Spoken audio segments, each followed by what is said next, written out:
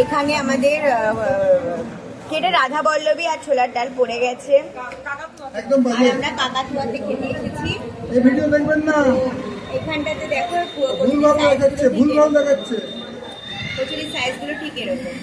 এই চামচ দিও না। আর এদিকে বাবা খাচ্ছে। বাবা কেমন লাগছে? বাজিয়ে বলুন, বাজিয়ে।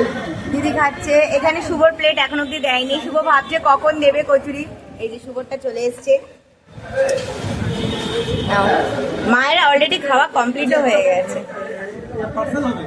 না দেখো কেমন হয়েছে বলো, কেমন হয়েছে?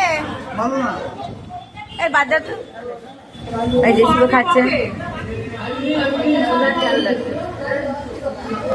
আমি একটুখানি খেয়ে দেখি কেমন হয়েছে।